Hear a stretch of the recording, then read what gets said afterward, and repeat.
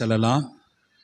என்னோடு கூட சேர்ந்து அப்போஸ்தல நடவடிக்கைகளின் புஸ்தகம் 4ஆம் அதிகாரம் 31வது வசனத்தை நம்ம எல்லாரும் சேர்ந்து வாசிக்கலாம். 4:31. அவர்கள் ஜெபம் பண்ணின போது அவர்கள் கூடியிருந்த இடம் அசைந்தது. அவர்கள் எல்லாரும் பரிசுத்த ஆவியினால் நிரப்பப்பட்டு தேவ வசனத்தை தைரியமாய் சொன்னார்கள் என்று பார்க்கிறோம். இந்த வாரத்தில் நான் ஒரு சபைக்கு என்னை பேச அழைக்கப்பட்டிருந்தேன். அந்த சபையில் அவங்க இந்த தலைப்பு கொடுத்தாங்க. அவர்கள் ஜெபம் பண்ணின போது அவர்கள் கூடியிருந்த இடம் அசைந்தது. அவர்கள் எல்லாரும் பரிசுத்த ஆவியினாலே நிரப்பப்பட்டு தேவ வசனத்தை தைரியமாய், ஆமாம், இந்த வசனத்தை கொடுத்து பாஸ்டர் நீங்கள் பிரசங்கம் பண்ணணும்னு சொன்னாங்க. அது நைட்டு தான் சொன்னாங்க. தேவ சமூகத்தில் நைட்டு இந்த வசனத்தை படிச்சுட்டு தேவ சமூகத்தில் காலையில் உட்காந்து ஜெபம் பண்ணேன். ஆண்டவர் சில என்னோடு கூட உறவாடின காரியங்கள், தேவன் என்னோடு கூட பகிர்ந்து கொண்ட இந்த செய்தியை இன்றைக்கி நம்ம சபையிலையும் கொடுக்கணும்னு சொல்லி நான் பிரயாசப்பட்டேன். ஆகவே இந்த செய்தியை உங்களுக்கு நான் கொடுக்க நான் விரும்புகிறேன். அல்லேலூயா. அவர்கள் ஜெபம் பண்ணின போது அவர்கள் கூடியிருந்த இடம் அசைந்தது. அவர்கள் எல்லாரும் பரிசுத்த ஆவியினால் நிரப்பப்பட்டு தேவ வசனத்தை தைரியமாய் சொன்னார்கள் என்று பார்க்கும்.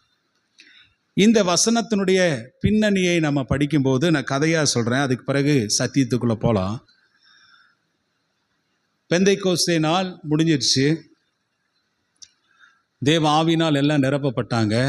வழக்கமாய் பேதுருவும் யோவானும் அந்த ஜெப வேலையாகிய 9ஆம் மணி நேரத்தில் ப்ரேயர் பண்ண போகிறாங்க. சாயந்தரம் 9ஆம் மணி நேரம் என்றால் யூதர்களுடைய காலத்தின்படி சாயந்தரம் 3 மணி. அவங்க எப்போவுமே ரெகுலராக போகிறது. அதுக்கு முன்னாடி எத்தனையோ தடவை ஆலயத்துக்கு போயிருக்கிறாங்க. ஆனால் அபிஷேகம் பெற்று போகிறாங்க. போகும்போது வாசலிலே அலங்காரால் வாசல் எனப்பட்ட அந்த வாசல் அருகே சின்ன வயதிலிருந்து 40 வயசுக்கு மேலே +40 பைபிள் இருக்குது, பிச்சைக்காரனாய் உட்கார்ந்து கொண்டு பிச்சை கேட்டு கொண்டிருந்த ஒரு மனிதனுடைய சம்பவத்தை நம்ம பார்க்குறோம். அல்லேலூயா. சொந்தக்காரங்க கொண்டு விட்டுட்டு போயிடுவாங்க. அவன் சின்ன வயதிலிருந்தே ஆலயத்தில் உட்கார்ந்து பிச்சை கேட்டு கொண்டிருந்தான். பேதுரும் யோவானும் அவர்கள் போகிறதை பார்த்தபோது இந்த மனுஷன் கேட்டான், ஏதாவது கொடுங்க. அப்போ பேதுரு யோவானு சொன்னாங்க, என்னிடத்தில் ஒன்று கொடுப்பதற்கு ஒன்றும் இல்லைப்பா, ஆனால் ஒன்று இருக்கு. என்னென்னா, வெள்ளியும் பொன்னும் என்னிடத்தில் இல்லை, என்னிடத்தில் உள்ளதை நான் உங்களுக்கு தருகிறேன். நசரேயனாகிய இயேசுவின் நாமத்தினாலே நீ எழுந்து நடன்னு சொல்லும்போது அந்த மனுஷன் குதித்து எழுந்து நடந்து ஓடி கீழே அந்த வசனங்களெல்லாம் படித்து பாருங்க, ரொம்ப ஹாப்பியாக இருக்கும். 40 வருஷமாய் முடவனாய் இருந்தவன் இயேசுவின் நாமத்தில் எழுந்து நட என்று சொல்லும்போது எழுந்திருந்து என்ன செய்கிறான்? நடக்கிறான். அங்கே கிட்டத்தட்ட பண்டிகை நாட்களிலே வந்த எல்லா ஜனங்களும் எருசலேமிலே கூடியிருக்கிறார்கள். ஆலயத்துக்கு வந்த மக்கள் எல்லாம் கூடியிருக்கிறாங்க, புறஜாதிகள் கூடியிருக்கிறாங்க. இந்த மனுஷனை பார்த்து ஆச்சரியப்படுகிறார்கள். அல்லேலூயா. 40 வருஷமாக இவன் இங்கே இருந்து பிச்சை கட்டு கொண்டாந்தானே, இவன் எப்படி எழுந்திருந்து நடக்க முடியுது? இது யார்னால் ஆனது என்று சொல்லும்போது அந்த இடத்துல பேதுரு பிரசங்கம் பண்ணுறாரு. அவர் பிரசங்கம் பண்ணும்போது ஏற்கனவே பிரசங்கம் பண்ணி 3000 பேர் ரட்சிக்கப்பட்டுட்டாங்க. இந்த மனுஷனை முன்னிட்டு 4ஆம் அதிகாரத்தில் திரும்ப அவர் என்ன செய்கிறார்? பிரசங்கம் பண்ணுறார். பாருங்க, உயிரோடு இந்த மனுஷன், அதாவது நடக்க முடியாதவன் எழுந்திருந்து நடந்துட்டு இருக்கிறான். 40 வருஷமாக நீங்கள் பார்த்தீங்களே, இந்த மனுஷனை அதாவது நடக்க பண்ணிடுது நம்முடைய ஆண்டவராகிய இயேசு கிறிஸ்து, நசரேயனாகிய இயேசு கிறிஸ்து என்று சொல்லி இவனை வைத்து ஆண்டவரை பிரசங்கம் பண்ணுறான். அல்லேலூயா. அப்படி அவன் பிரசங்கம் பண்ணிட்டு இருக்கும்போது அண்ணாவுக்கும் அவனுடைய குடும்பத்துக்கும் யோவான் அப்படி சிலரெல்லாம் கேள்விப்பட்டு, பிரதான ஆசாரியர்களெல்லாம் கேள்விப்பட்டு, இது என்னது, இது இப்படிப்பட்ட ஒரு காரியத்தை இவங்களாம் செய்துட்டு இருக்கிறாங்களேன்னு சொல்லி இவனை பிடிச்சி என்ன செய்கிறாங்க? ஃபஸ்ட்டு பேதுருவை இவங்க யோவானையெல்லாம் பிடிச்சி சிறையில் என்ன செய்கிறாங்க? போடுறாங்க. சாயந்தரமானபடினாலே, ஏன்னா இவங்க பண்ண இவனை முன்னிட்டு பிரசங்கம் பண்ணின போது 5000 பேர் ரட்சிக்கப்பட்டாங்க சபையில். ஆமேன்னு சொல்லுங்க. அல்லேலூயா. இந்த மிராக்கிளை பார்த்த உடனே அங்கே கூடி வந்திருந்த 5000 பேர் ரட்சிக்கப்பட்டாங்க. இது எவ்வளோ பெரியவான ஒரு விஷயம். அதனால் பிடிச்சி இது ரொம்ப தீவிரமாய் போகாதபடிக்கு சிறையில் போடுறாங்க. அடுத்த நாள் அண்ணா அந்த மனுஷர்கள் எல்லாம் கூடி வர்றாங்க. இல்லை, 6வது வசனத்தை பாருங்கள். பிரதான ஆசாரியனாகிய அண்ணாவும் காய்பாவும் யோவானும் அலெக்சாந்தர் பிரதான ஆசாரியர் குடும்பத்தார் யாவரும் எருசலேமில் கூடி அவங்க சிறையிலிருந்து கொண்டு வாங்கன்னு சொல்லி கொண்டு வர வச்சு அவங்களிடத்துல கேட்குறாங்க, நீ எந்த நாமத்தினால இதை செய்கிறீங்க, எந்த வல்லமையினால் செய்கிற, எந்த அதிகாரத்தினால் செய்கிற சொல்லி என்று சொல்லுங்கன்னு சொல்கிறான். அப்போ பேதுரு ஆவியினாலே நிறைந்து இந்த மனுஷனை, அதாவது இந்த பிணியாளியாய் இருந்த இந்த மனுஷனுக்கு செய்யப்பட்ட உபகாரத்தை குறித்து எதினாலே இவன் ஆரோக்கியமானான் என்று நீங்கள் இன்று என்னிடத்தில் விசாரித்து கேட்டால் உங்களால் சிலுவையிலே அறையப்பட்ட இயேசு கிறிஸ்துவை பற்றி சொல்ல. அவர் தான் உங்களால் நீங்கள் சிலுவையில் அறைஞ்சீங்க. தேவன் அவரை உயிரோடு கூட எழுப்பினார். அந்த உயிர்த்தெழுந்த தேவன் தான், இயேசு கிறிஸ்து தான் 40 வருஷமாய் இருந்த அந்த மனுஷனை இந்த நாளிலே நடக்க பண்ணினார் என்று வெளிப்படையான அற்புதம் நடந்ததென்று அவன் பிரசங்கம் பண்ணும்போது இது எல்லாம் வெளிப்படையாக பார்க்குறாங்க. ஆசாரியர், பிரதான ஆசாரியன் அண்ணா காய்பானால எதுவுமே என்ன செய்ய முடியல. ஏன்னா மக்கள் பார்த்துட்டே இருக்கிறாங்க. நீ இவன் பொய் சொன்னாலும் வேற மாதிரி வேற எங்கேயாவது செஞ்சிருந்தா இவன் பொய் சொல்லி இருக்கிறான் அப்படின்னு சொல்லி என்ன செய்யலாம்? ஆமாம், அவங்கள நம்ப வைத்திருக்கலாம். ஆனால் கண்ணு முன்னாடியே நடக்குது. பிரதான ஆசாரியர்களும் பார்த்தார்கள், அண்ணாவும் பார்த்தான், காய்பா பார்த்தான், அவன் குடும்பத்தார் எல்லாம் இந்த மனுஷனை பார்த்துருக்குறாங்க. அதனால் எதுவுமே செய்ய முடியாது என்று சொல்லி அப்போஸ்தலர்களை மிரட்டி இனிமேல் இந்த நாமத்தை குறித்து எங்கும் பிரசங்கம் பண்ணக்கூடாதுன்னு சொல்லி அனுப்பி விடுகிறார்கள். நல்லா கவனிங்க, இப்போதான் பிரசங்கத்துக்கே வரோம். எல்லாம் பாருங்களேன், இந்த செய்தியை சபையார் இடத்துல போய் சொல்றாங்க. சபையார் இடத்துல போய் சொல்றாங்க. போய் சொல்லும்போது அதுக்கு பிறகு நடந்த சம்பவம் ஒரு 3 பாயிண்ட் இருக்கு. 3 காரியங்கள் அவங்க என்னென்ன செஞ்சாங்க. அப்படி செய்யும்போது ஆண்டவர் அவங்க ஜெபத்தை கேட்டு அவர் என்ன செய்தாராம்? பூமியை அசைய பண்ணினார் என்று பார்க்கிறோம். அவர்கள் கூடியிருந்த இடம் அசைந்து அவர்கள் எல்லாரும் பரிசுத்த ஆவினாலே நிரப்பப்பட்டார். 3 காரியம் செய்தாங்க. இவங்க இந்த விஷயத்தை சொல்லும்போது சபையார் எல்லாரும் அதை கேட்டு 3 காரியம் செய்தாங்க. அந்த ஒவ்வொன்றா அந்த காரியத்தை குறித்து இந்த நாளிலே நம்ம தியானித்து நம்ம முடிக்க போகிறோம். இதே போல ஒரு அசைவு நம்முடைய சபையிலேயும் உண்டாகும் என்று நான் விசுவாசிக்கிறேன், நான் நம்புகிறேன். அல்லேலூயா. அப்படி சொல்லும்போது பாருங்க, என்னோடு கூட சேர்ந்து அந்த 4ஆம் அதிகாரத்துக்கு வாங்க. 4ஆம் அதிகாரத்தில் 23வது வசனத்தை பாருங்க, பார்க்கலாம். அவர்கள் விடுதலையாக்கப்பட்ட பின்பு தங்களை சேர்ந்தவர்களிடத்தில் வந்து பிரதான ஆசாரியர்களும் மூப்பர்களும் தங்களுக்கு சொன்ன யாவையும் சபைக்கு அறிவித்தார்கள். அப்ப சபை என்ன செய்தது?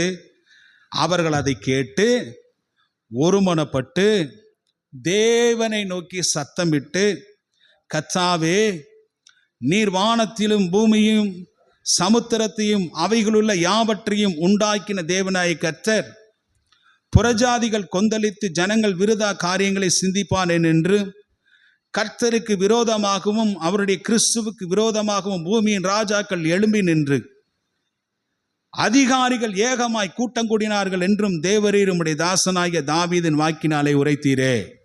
இப்படி அவங்க ஜெபம் பண்றாங்க. ஜெபம் பண்ணும்போது இந்த 31வது வசனத்தில் அந்த சம்பவம் நடக்கிறது. அவர்கள் ஜெபம் பண்ணின போது அவர்கள் கூடியிருந்த இடம் அசைந்தது. அவர்கள் எல்லாரும் பரிசுத்த ஆவினாலே நிரப்பப்பட்டு தேவ வசனத்தை தைரியமாய் சொன்னார்கள் என்று. அப்படி என்ன 3 காரியத்தை அவங்க செஞ்சாங்க?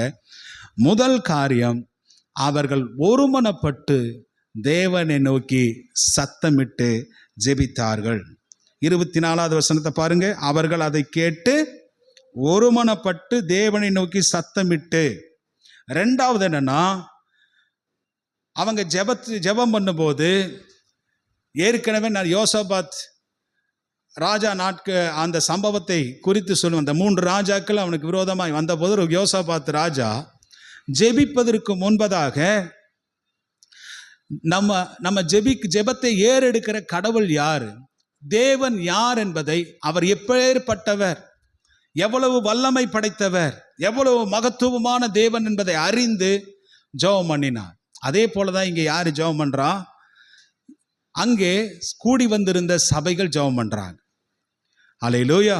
சபை ஜெபம் பண்ணுது. 5000 பேர் கூடி வந்திருந்தாங்களே, 5000 பேருக்கும் இதே மாதிரி சொல்லி ஜெபம் பண்றாங்க.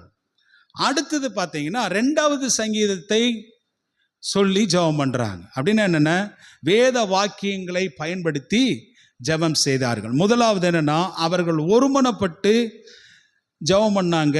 2வது தேவன் எப்படிப்பட்டவர் என்று அறிந்து ஜெபம் பண்ணாங்க. 3வது காரியம், வேத வாக்கியங்களை பயன்படுத்தி அவங்க ஜெபம் பண்ண. இப்படி ஜெபம் பண்ணும்போது அவர்கள் கூடியிருந்த இடம் அசைந்தது. அவர்கள் எல்லாரும் பரிசுத்த ஆவியினாலே நிரப்பப்பட்டார்கள் என்று பார்க்கிறோம். அல்லேலூயா. இதே போலதான் நம்முடைய சபையிலே வேணுங்க. எந்த மனுஷன் ஜெபம் பண்ணும் போதும் இப்படி ஜெபம் பண்ணணும், ஒருமனப்படணும். 2வது தேவன் யார் என்பதை அறிந்து ஜெபம் பண்ணணும். 3வது காரியம் என்னன்னா, வசனத்தை பயன்படுத்தி, வாக்குத்தத்தங்களை ஜெபத்தில் பயன்படுத்தி நம்ம ஜெபிக்க வேண்டும். அல்லேலூயா. ஃபர்ஸ்ட் காரியத்தை நம்ம பார்க்கலாம். அவர்கள் ஒருமனப்பட்டு தேவனை நோக்கி சத்தமிட்டு ஜெபம் பண்ணாங்க. ஆமென். அல்லேலூயா. ஐயா, இங்க எல்லாரும் நல்லா கவனிங்களே. ஒரு 10 பேர்த்த ஒருமனப்படுத்த முடியுமா? எல்லாம் சொல்லுங்க. ஒரு 10 பேர்த்த ஒருமனப்படுத்த முடியும்? நீங்க ஜெபத்துக்கு வாங்கணும். குடும்பத்தில் 5 பேர் இருக்கிறா, 4 பேர் இருக்கணும், நம்ம ஒருமுகப்படுத்த முடியுமா? குடும்பம் படுத்துற அப்படிப்பட்ட குடும்பம் பாக்கியம் உள்ளது. ஒருமனப்பட்டு ஜெபிக்கிற குடும்பம் பாக்கியம் உள்ளது. அல்லேலூயா. ஒரு பெரிய அசைவுக்கு this is one of the reason. இது ஒரு காரணமா இருந்தது பாருங்க. ஒரு மனப்பாடு, ஒன்னஸ், ஒரே எண்ணமாய் ஒரே சிந்தையா இருந்தாங்க. 10 பேர்த்த நம்மளால ஒருமுகப்படுத்த முடியாது. பட் இங்க 5000 பேர் ஒருமுகப்பட்டார்கள் என்று பார்க்கிறோம். 5000 பேர். இது எப்படிங்க ஆகும்? 5000 பேருக்குள்ள ஒரே இருதயம், ஒரே சிந்தை, ஒருமனப்பட்டு அவங்க ஜெபம் பண்ணாங்க. இன்னைக்கு ஆதி சபையினுடைய எழுப்புதலுக்கு காரணம் என்னன்னு நினைக்கிறீங்க? எல்லாருக்குள்ளேயும் ஒருமனப்பாடு இருந்தது. பல இடத்துல நீங்க வாசிங்க. ஃபார் எக்ஸாம்பிள், சில வசனத்தை என்னோட கூட சேர்ந்து வாசிங்க. அப்போஸ்தலர் நடபடிகளின் புஸ்தகம் 1ஆம் அதிகாரத்துக்கு திருப்புங்க. 1ஆம் அதிகாரம் அதனுடைய 14, 15 வசனம், 13, 14வது வசனத்தை வாசிங்க. அவர்கள் அங்கே வந்தபோது மேல் வீட்டில் ஏறினார்கள். அதில் பேதுருவும் யாக்கோப்பும் யோவானும் அந்திரேயாவும் பிலிப்பும் தோமாவும் பர்த்தலமேயும் மத்தேயும் அல்பேயின் குமாரனாகிய யாக்கோப்பும் செலத்தோ எனப்பட்ட சீமோனும் யாக்கோப்பின் சகோதரனாகிய யூதாவும் தங்கியிருந்தார்கள் மேல் வீட்டில். அந்நாட்களிலே அங்கே இவர்கள் எல்லாரும் ஸ்திரீகளோடும் இயேசுவின் தாயாகிய மரியாளோடும் அவருடைய சகோதரோடும் கூட எல்லாம் சத்தமா சொல்லுங்க, என்ன பண்ணாங்க? ஒருமனப்பட்டு ஜெபத்திலும் வேண்டுதலிலும் தரித்திருந்தார்கள். இன்னொரு வசனத்தை வாசிக்கலாம். 2ஆம் அதிகாரம் 1 வசனத்தை வாசிங்க பார்க்கலாம். பெந்தைக்கோஸ்தே என்னும் நாள் வந்தபோது அவர்கள் எல்லாரும் ஒருமனப்பட்டு ஓரிடத்திலே வந்தார்கள். அல்லேலூயா. இயேசு கிறிஸ்து இந்த உலகத்தில் 40 நாள் இருந்தாங்க. அதுக்கு பிறகு கர்த்தர் உயிர் தெழுந்த பிறகு இருந்தார். அதுக்கு பிறகு எடுத்துக்கொள்ளப்பட்ட, அதுக்கு பிறகு 10 நாள் இருந்தது. அந்த 10 நாளும் இந்த பெந்தைக்கோஸ்தே நாளில் ஆவியானவர் வருகிற வரைக்கும், அலையில வந்த பிறகும் கூட அவர்கள் இந்த விஷயத்துல ஒரு மனதாகவே ஜெபத்திலும் வேண்டுதலிலும் அவங்க தேவனை நோக்கி பார்க்கிற விஷயத்திலும் சபை ஒரு மனதாகவே இருந்தது. ஒன்னஸாகவே எல்லாருடைய இருதயங்களும் ஒன்றாயிருந்தது. அல்லேலூயா. இன்னொரு வசனத்தை பாருங்க. 2ஆம் அதிகாரத்துல 46வது வசனத்தை வாசிங்க பார்க்கலாம். அவர்கள் ஒருமனப்பட்டவர்களாய் தேவாலயத்திலே அனுதினமும் தரித்திருந்து வீடுகள் தோறும் அப்பம் விட்டு மகிழ்ச்சியோடும் கபடமில்லாத இருதயத்தோடும் என்ன செய்தாங்க? போஜனம் பண்ணி தேவனை துதித்து ஜனங்கள் எல்லாரிடத்திலும் தயவு பெற்றிருந்தார்கள். ரட்சிக்கப்படுகிறவர்களை கர்த்தர் அனுதினமும் சபையிலே சேர்த்தார். ஒரு மனம், ஒற்றுமை. அல்லேலூயா. ஆண்டவர் இன்னொரு வசனத்தை கூட நீங்க வாசிச்சு பாருங்க. என்னோட அப்போஸ்தலர் 5ஆம் அதிகாரம் 12வது வசனத்தை வாசிங்க பார்க்கலாம். 5 அப்போஸ்தலருடைய கைகளினாலே அநேக அடையாளங்களும் அற்புதங்களும் ஜனங்களுக்குள்ளே செய்யப்படும். இந்த 5ஆம் அதிகாரத்தில் அனனியாவும் சப்பிராலும் அவங்க தேவனுக்கு விரோதமாய் பொய் சொன்னபோது மரித்து போன சம்பவத்தை இந்த இடத்துல பார்க்கிறோம். அப்படி கூட பயம் இருந்த போது சபை என்ன செய்தது? அங்க ஒன்று கூடினது. எல்லாருடைய இருதயமும் ஒன்றாக இருந்த அப்போஸ்தலருடைய கைகளினாலே அநேக அடையாளங்களும் அற்புதங்களும் ஜனங்களுக்குள் செய்யப்பட்டது. எல்லாரும் ஒருமனப்பட்டு சாலமோனுடைய மண்டபத்திலே அவர்கள் கூடி வந்தார்கள். ஹல்லேலூயா, ஹல்லேலூயா. நான் ஒருத்தன் ஜெபம் பண்றதுக்கும் நம்ம எல்லாம் சேர்ந்து ஜெபம் பண்றதுக்கும் நிறைய ஸ்ட்ரென்த் இருக்குது. ஆண்டவர் சொன்னாரு, ஒருவன் 1000 பேரை துரத்துவான், 2 பேர் சேர்ந்தா 10,000 பேரை துரத்துவோமா. நம்முடைய ஸ்ட்ரென்த் அப்படிப்பட்ட ஸ்ட்ரென்த் அது. இப்ப நம்ம ஒருவர் ஜெபம் பண்றதுக்கும் நம்ம எல்லாரும் சேர்ந்து ஒருமனப்பட்டு ஜெபம் பண்றதுக்கும் நிறைய வித்தியாசங்கள் உண்டு. நம்ம ஒருமனப்பட்டு ஒரே சிந்தையா ஏக சிந்தையா நம்ம ஜெபிக்கும் போது அசைவு என்ன செய்யும்? ஏற்படும், ஒரு அசைவு ஏற்படும். ஹல்லேலூயா. ஏசப்பா இந்த பூமியில் இருக்கும்போது ஒரு வசனத்தை சொன்னாருங்க. என்னன்னா, அந்த வசனத்தை நீங்க படிச்சு பாருங்க என்னோடு கூட சேர்ந்து. மத்தேயு சுவிசேஷம் 18-19 முக்கியமான வசனங்களை நான் சொல்லுகிறேன். அந்த வசனத்தை பாருங்க. 18-19 வாசிங்க. அல்லாமலும் இருவர் தாங்கள் வேண்டிக் கொள்ள போகிற எந்த காரியத்தை குறித்தாவது இந்த பூமியிலே ஒருமனப்பட்டிருந்தால் என் பிதாவினால் உண்டாகும். பூமியில இருவர் எந்த காரியத்தை குறித்தும் ஒருமனப்பட்டிருந்தால், சொல்லுங்க, ஒருமனப்பட்டிருந்தால் என்ன நடக்குமா? ஆண்டவர் 2 பேர்த்த தானே சொன்னாரு. கணவன் மனைவி அல்ல ஃப்ரெண்ட்ஸ் 20, மகன் பிள்ளை, யாராய் கூட இருக்கலாம். 2 பேருடைய ஒருமனப்பட்டிருந்தாவே பிதாவாகிய தேவன் செய்கிறார் என்று வாசிக்கிறோம்.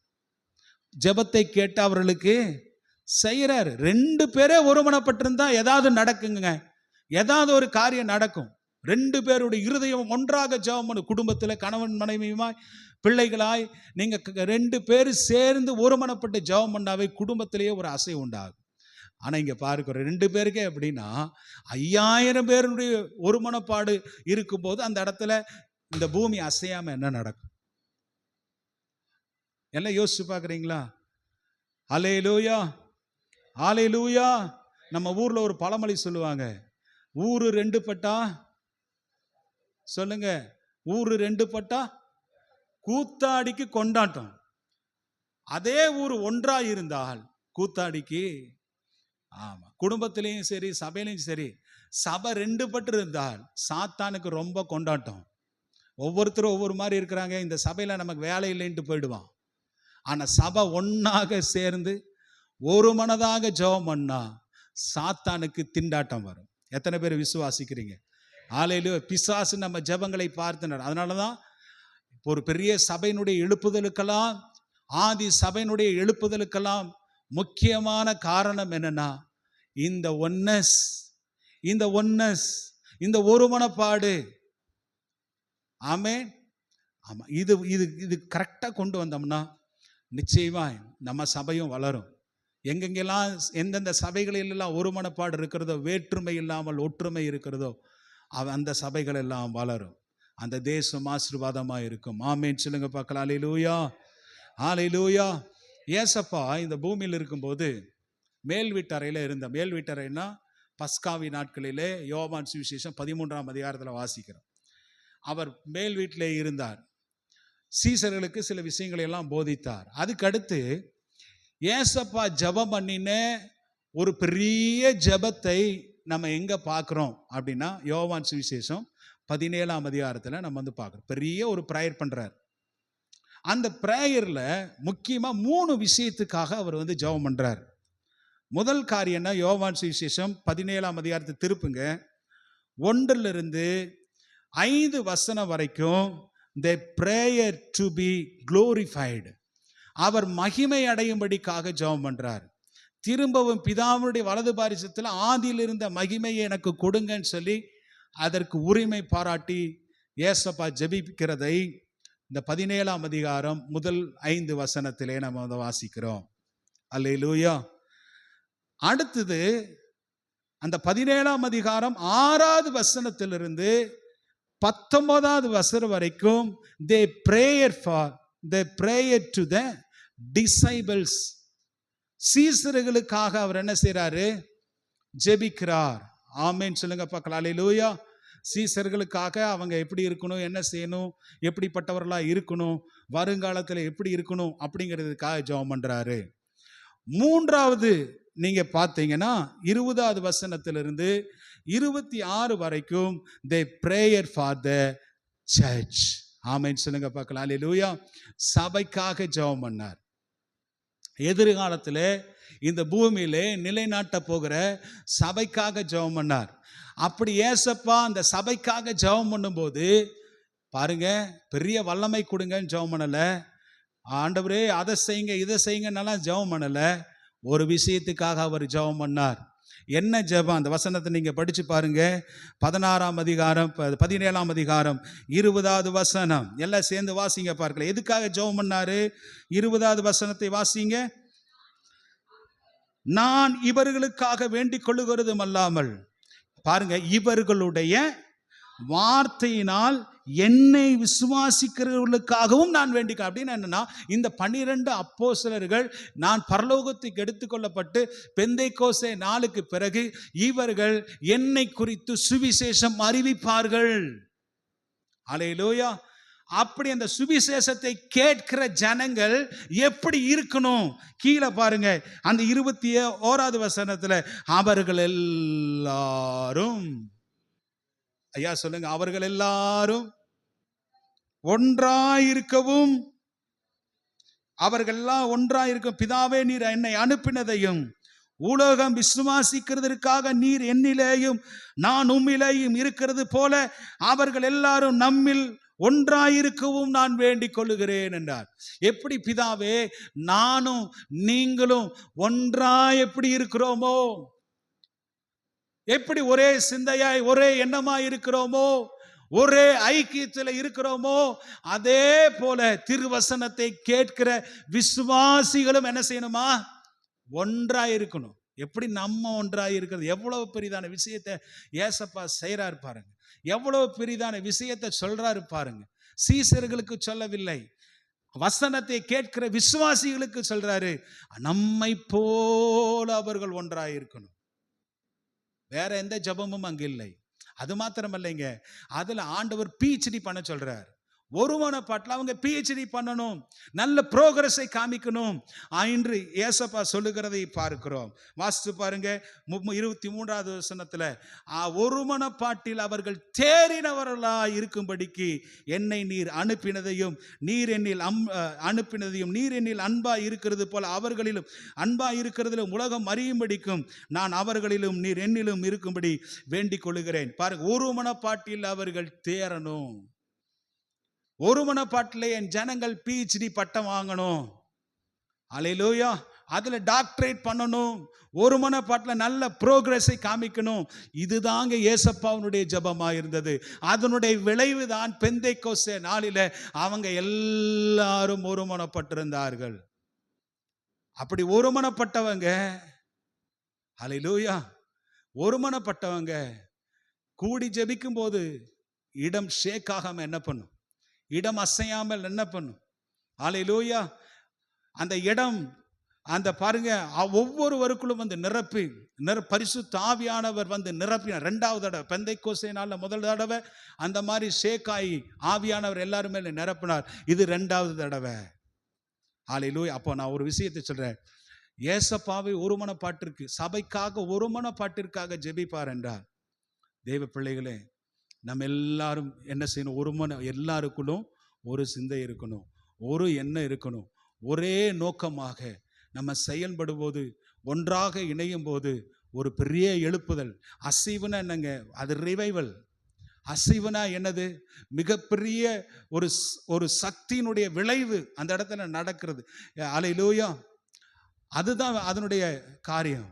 அதுவும் எங்க நம்ம சபைக்குள்ள வரணும், ஒன்றுபடணும். விசுவாசிகள் எல்லாம் ஒன்றா இருக்கணும்.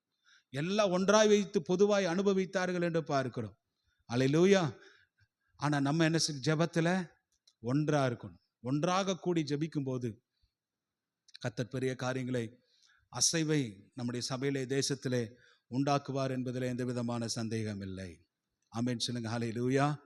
எல்லாராலேயே சொல்லலாம் ஹல்லேலூயா. அடுத்தது அவங்க என்ன ஜெபம் பண்ணாங்க அப்படின்னு பார்த்தா, தேவன் நான் ஏற்கனவே சொல்லியிருக்கிறேன், நீங்க நான் ஜெபிக்கும் போது, ஜெபிக்கிறதுக்கு முன்னாடி நான் எப்படிப்பட்ட கடவுளை நோக்கி, நான் எப்படிப்பட்ட தேவனை நோக்கி நான் விண்ணப்பம் பண்றேன் அப்படிங்கிற அந்த அறிவு நமக்குள்ள வேணும். அப்படி நீங்க ஜெபிக்கும் போது அந்த ஜெபம் பவர்ஃபுல்லா இருக்கணும். ஜெபிக்கணும் அப்படின்னு சொன்னா ஏதோ ஒரு கடமைக்காக 4 வார்த்தை சொல்லுகிறது அல்ல. ரெகுலரா ஒரு பரமண்டல ஜெபத்தை வைத்திருக்கிறது போல ஜெபத்தை அடிச்சு விடுறது, இந்த பாயிண்ட்டுக்காக அடிச்சுட்டு போறது கிடையாது. இல்ல, தேவனை குறித்து அறிவு இல்லாமல், அவரை தெரியாம என் ஜெபத்துக்கு தேவன் எப்படிப்பட்ட பலனை அளிப்பார், என் தேவன் எப்படிப்பட்டவர், அவரால் என் ஜெபத்துக்கு என்ன செய்ய முடியும் அப்படிங்கிற ஒரு நாலேஜோடு கூட நம்ம ஜெபம் பண்ணணும். அதுக்கு முன்னாடி அப்படிதான் இந்த புதிய ஏற்பாட்டு சபை 5000 பேரும் அப்படிதான் ஜெபம் பண்ணாங்க. அவங்க எப்படி ஜெபம் பண்ணாங்க? தேவனை அறிந்து அவருடைய வல்லமையை புரிந்து ஜெபம் பண்ணாங்க. வாசிக்கலாம் 4ஆம் அதிகாரம் அந்த 24வது வசனத்தை இன்னொரு தடவை வாசிங்க பார்க்கலாம். அவர்கள் அதை கேட்டு ஒருமனப்பட்டு தேவனை நோக்கி சத்தமிட்டு, கர்த்தாவே, நீர் வானத்தையும் பூமியையும் சமுத்திரத்தையும் அவைகளில் உள்ள யாவற்றையும், ஃபர்ஸ்ட் பிரேயருக்கு அந்த ஜெபம் செய்யும் போது என்ன சொல்றாங்க? கடவுள் யாரு? நான் ஜெபிக்க போகிற என் ஜெபத்துக்கு விண்ணப்பத்தை விண்ணப்பத்திற்கு பதிலை கொடுக்க போகிற என்னுடைய தேவன் யார்? அவர் யாரு? அதில் நீர் வானத்தையும் பூமியையும் சமுத்திரத்தையும் அவைகளுள்ள யாவற்றையும் நீர் உண்டாக்கினவர். அல்லேலூயா. ஏலோகி, என் சிருஷ்டிப்பின் தேவனே என்று ஜெபம் பண்ணாங்க. இங்கே இந்த வசனம் ரொம்ப சிம்பிளிஃபையா இருக்கு. எரேமியா சொல்லி ஜெபம் பண்ணுவார். இந்த வசனத்தை இன்னும் கொஞ்சம் பார்க்கலாமே. இந்த வசனத்தை எரேமியா தீர்க்கதரிசன புத்தகத்துக்கு நீங்க வாங்க. எரேமியா இந்த வசனத்தை இவ்வளவுதான் சொல்றாரு, இங்கே சொல்றாங்க. ஆனா எரேமியா சொல்லுவார் 2 இடத்துல அது இருக்குது. ஒரு வசனத்தை 32ஆம் அதிகாரம் 17வது வசனத்தை வாசிங்க பார்க்கலாம். 32:17. கர்த்தராகிய ஆண்டவரே, தேவரீர் உம்முடைய மகா பலத்தினாலும் நீட்டப்பட்ட உம்முடைய புயத்தினாலும். அவர் சொல்றார் இங்க ஜெபம், அவருடைய ஜெபம் எப்படி இருக்கு? வானத்தையும் பூமியையும் நீங்க உண்டாக்கினீங்க. இதோட சமுத்திரமும் அந்த இடத்துல சேர்க்கிறாங்க. புதிய ஏற்பாட்டில் ஜெபம் பண்ணும்போது சமுத்திரத்தை உண்டாக்கினீங்க அப்படின்னா அதனுடைய அர்த்தம் என்ன? வானத்தையே நீங்க உண்டாக்கிட்டீங்க, பூமியே படைச்சிங்க, சமுத்திரத்தை படைச்சிங்க. எனக்குரிய ஒரு சின்ன பிரச்சனையை மாற்றுறதுக்கு உம்மாலே செய்யக்கூடாத அதிசயமான காரியம் ஒன்றும் இல்லை. எல்லா கரங்களை வைத்து சொல்லுங்க பார்க்கலாம். அல்லேலூயா. வானத்தையே படைச்சிங்கப்பா, பூமியை படைச்சிங்க, சமுத்திரத்தை படைச்சிங்க. நீ சிருஷ்டிப்பின் தேவன், நீர் ஏலோகிம். ஆதியிலே தேவன் வானத்தையும் பூமியும் சிருஷ்டித்தார். நீர் இப்படிப்பட்ட தேவனாய் இருக்கிற, இவ்வளோ விஷயங்களை செய்தவர், இப்படி படைத்த தேவன், நீங்க எங்களுடைய பிரச்சனைக்கு, எங்களுடைய தேவைக்கு, எங்களுடைய காரியத்துக்கு, அல்லேலூயா, இதெல்லாம் ரொம்ப ஜுஜிபி ஆண்டவர், ரொம்ப ஈஸியப்பா, இதெல்லாம் லேசான காரியம். உம்மாலே செய்ய முடியாத அதிசயமான காரியம் ஒன்றுமில்லை. நம்ம ஜெபம் பண்ணும்போது அப்படிதான் ஜெபம் பண்ணணும். என்னுடைய தேவன் யார், அவருடைய பலம் என்ன அப்படிங்கிறத வச்சு நம்ம ஜெபம் பண்ணணும். அவர் சர்வ வல்லமையுள்ள தேவன். அல்லேலூயா. அவர் எல்ரோயி, என்னை காண்கிற தேவன், பலம் வாய்ந்தவராய் என்னை காண்கிற தேவன். ஏலியோன், அவர் உன்னதமான கர்த்தர், அவர் ஏலோகி, சிருஷ்டிப்பின் தேவன் அவர், வல்லமையுள்ள தேவன் என்கிற அந்த அந்த காரியத்தை எல்லாம் அந்த அவருடைய அந்த அந்த சக்தியை நம்ம சொல்லி, அந்த வல்லமையை சொல்லி எந்த மனுஷன் ஜெபம் பண்றானோ அந்த மனுஷனுடைய ஜெபம் பவர்ஃபுல்லதாக இருக்கும். அந்த மனுஷனுடைய ஜெபத்தை கர்த்தர் சீக்கிரமாய் கேட்டு கர்த்தர் அந்த ஜெபத்துக்கு கர்த்தர் பதிலை தருவார். ஹல்லேலூயா. அங்கே அப்போஸ்தலர் ஜெபம் பண்ணதனுடைய காரியம் அப்படிதான். நீ வானத்தையும் பூமியை படைச்சி, சமுத்திரத்தை படைச்சி, வானங்களை படைத்து, உம்மால செய்யக்கூடாத காரியம் ஒன்றும் இல்லை. இன்னைக்கு அப்போஸ்தலருக்கு விரோதமாக இவங்க வந்து எழும்பிட்டாங்கன்னு சொல்லி என்ன செய்கிறாங்க, உம்மாலே எல்லாம் செய்ய முடியும் என்கிற அர்த்தத்தில் அவங்க ஜெபம் பண்ணுறாங்க. நம்ம ஏற்கனவே நான் சொன்னேன், யோசபாத் ராஜா அப்படி தான் என்ன செய்தார், ஜெபம் பண்ணார் என்று சொல்லி பார்த்தோம். அந்த ஜெபத்தை ஒரு தடவை வாசிக்கலாமா? வாசிக்கலாம். 2 நாளாகமும் 20ஆம் அதிகாரமா வாசிங்க.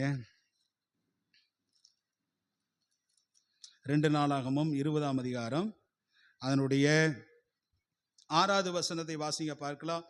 எங்கள் பிதா, அவர் என்ன ஜெபம் பண்றாரு, யூதா முழுவதும், யோசபாத் முழுவதும் ஃபாஸ்டிங் ப்ரேயர் அறிவிக்கிறார். சின்னதிலிருந்து பெருசு வரைக்கும் மனைவி பிள்ளைகள் எல்லாம் வந்து தேவ சமூகத்தில் நான் சொன்ன பிச்சைக்காரர்களை போல நின்னார்கள். அப்படி நிற்கும் போது ராஜா ஜெபம் பண்றாரு. ஃபர்ஸ்ட் அவருடைய காரியத்தை சொல்லுவதற்கு முன்பதாக தேவன் எப்படிப்பட்டவர் என்பதை அறிந்து ஜெபம் பண்றாரு. 6வது வசனத்தை பாருங்க. எங்கள் பிதாக்களின் தேவனாகிய கர்த்தாவே, நீர் பரலோகத்தில் இருக்கிற நீர் அல்லவோ தேவன், நீர் மாத்திரம்தாயா தெய்வம், நீர் மாத்திரம்தான் கடவுள். அல்லேலூயா. தேவரீர் ஜாதிகளுடைய ராஜ்யங்களை எல்லாம் நீங்க தான் ஆளுகிறவர். அடுத்தது அதான் முக்கியமான வசனம் என்னது, உம்முடைய கரத்திலே வல்லமையும் பராக்கிரமும் இருக்கிறது, ஒருவரும் உம்மோடு எதிர்த்து நிற்க கூடாதே. இப்படிதான் நம்ம ஜெபம் பண்ணணும். ஆண்டவரே, உம்முடைய கரத்துல நீர் யாரப்பா, உம்முடைய கரத்துல வல்லமையும் பராக்கிரமும் இருக்கிறதே. என் தேவன் யாரு? எனக்கு ஒரு கஷ்டம் வந்தா, எனக்கு ஒரு பிரச்சனை வந்தா, நீங்க இப்படி பார்த்துட்டு நீங்க சும்மா இருக்க கூடாதே. ஹல்லேலூயா. சும்மா இருக்க கூடாதே. நீர் வல்லமையுள்ள தேவன், நீர் பராக்கிரமம் உள்ள கர்த்தர், எல்லாம் உம்முடைய கரத்தில் வைத்திருக்கிறீர், ஒருவரும் உமக்கு விரோதமாய் நிற்க கூடாதே. தேவனை பற்றி எந்த அளவுக்கு யோசபாத் ராஜா அறிந்து வைத்திருக்கிறார். தகப்பனை போலவே, அல்லேலூயா, ஆகாஸ் ராஜாவை போலவே அறிந்து வைத்திருக்கிறார். அதனால தேவனுடைய பிள்ளைகள் தேவனை அறிகிற, புதிய ஏற்பாட்டில் அப்போஸ்தலர் பல இடங்களிலே சொல்லுகிறார், பவுல் சொல்றாரு, தேவனை அறிகிற அறிவினாலே நீங்கள் நிரப்பப்பட வேண்டும். என் தேவன் எப்படிப்பட்டவர், நான் ஆராதிக்கிற தேவன் எப்படிப்பட்டவர், நான் ஜெபிக்கிற தேவன் எப்படிப்பட்டவர் அப்படிங்கிற நாலேஜ் தேவ பிள்ளைகளுக்கு உண்டாயிருந்தால் உங்க குடும்பமும் ஆசீர்வதிக்கப்பட்டிருக்கும், நம்ம சபையும் ஆசீர்வதிக்கப்படும். உங்க குடும்பத்திலையும் ஒரு அசைவு வரும், நம்ம இருக்கிற சபையிலையும் ஒரு பெரிய அசைவு வரும். நிறைய பேருக்கு இந்த மாதிரி விஷயங்கள் தெரியறது இல்லை. ஜபம்னா என்னென்ன, ஜபம்னா முழங்கால் படிட்டு ஏதோ ஒரு ஜபம் பண்ணணும், அவ்வளோதான் விஷயங்கள் தெரியும். சிலர் எப்படி ஜபம் பண்ணணும்னே தெரிய மாட்டேங்க. இயேசு கிறிஸ்து அழகாய் சொல்லி கொடுத்தார், பரமண்டலங்களில் இருக்கிற எங்கள் பிதாவினுடைய நாமம் பரிசுத்த. யோசபாத் சொன்னது போலவே சொல்ற, பரலோகத்தில் அல்லவா நீர் தேவனாய் கர்த்தர், அவரால் என்ன செய்ய முடியும்?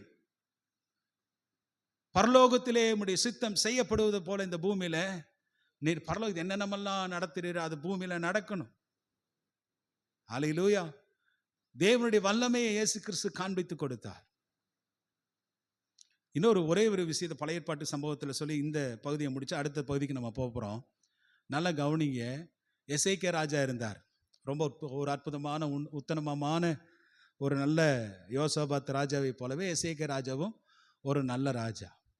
அந்த காலத்தில் அவருடைய காலத்தில் அசீரியர்கள் அப்படிங்கிற ஒரு சாம்ராஜ்யம், சீரியர்கள் அல்ல, அசீரியர்கள் சாம்ராஜ்யம் மிகவும் அவங்களுக்கு முன்பதாக இஸ்ரவேல் ஜனங்களுக்கு முன்பு பலப்பட்டு வந்தது. ஏகப்பட்ட ராஜ்யங்களை அவங்க ஜெயித்து விட்டு அடுத்தது எங்க வர்றாங்க, எருசலேமுக்கு வர்றாங்க.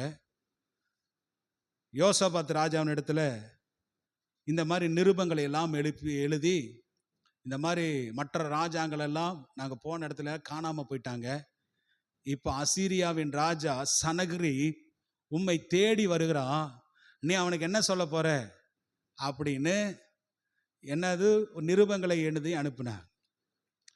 எசேக்கியா ராஜா என்ன செய்தார் தெரியுமா? அவனுடைய அச்சுறுத்தலான அந்த நிருபத்தை கொண்டு போய் தேவனுடைய ஆலயத்துக்குள்ள போயிட்டு தேவனுக்கு நேராக விரிக்கிறார். அந்த நிருபத்தை விரிச்சு அந்த வசனத்தை நீங்க படிச்சு பாருங்க. 2 ராஜாக்களின் புஸ்தகம் 19ஆம் அதிகாரம் 15வது வசனம் 16வது வசனத்தை வாசிங்க. 2 ராஜாக்களின் புஸ்தகம் 19ஆம் அதிகாரம் 15வது வசனத்தையும் 16வது வசனத்தையும் வாசிங்க பார்க்கலாம்.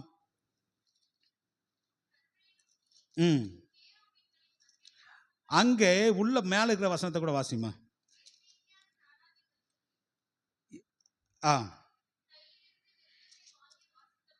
கைகளில் இருந்த நிருபத்தை வாங்கி வாசித்த பின்பு அவன் கர்த்தரின் ஆலயத்திற்கு போய் அதை அந்த விண்ணப்பத்தை கர்த்தருக்கு என்பதாக விரிக்கிறான். அந்த நிருபத்தை விரிக்கிறான். அந்த தோற்சுடரை தேவனுக்கு முன்பதாக விரிக்கிறான். விரித்து, கர்த்தாவே, கேருபீன்களின் மத்தியில் வாசம் பண்ணுகிற இஸ்ரவேலின் தேவனாகிய கர்த்தாவே. பாருங்க, அப்போஸ்தலர்கள் சபை விசுவாசிகள் 4ஆம் அதிகாரத்தில் 24வது வசனத்துல எரேமியாவும் ஜெபம் பண்ணுகிறது போல இங்கே எசேக்கியா ராஜா ஜெபம் பண்றாரு. அவர் என்ன ஜெபம் பண்றாரு? கேருபீன்களின் மத்தியில் வாசம் பண்ணுகிற இஸ்ரவேலின் தேவனாகிய கர்த்தாவே, நீர் ஒருவரே பூமியின் ராஜ்யங்களை எல்லாம் தேவனானவர். நீர் வானத்தையும் பூமியையும் நீர் உண்டாக்கினீர். ஏலோகிம் நாமத்தை பயன்படுத்தி ஜெபம் பண்றார். ஆண்டவரே, நீர் வானத்தையும் பூமியும் உண்டாக்கினீர்.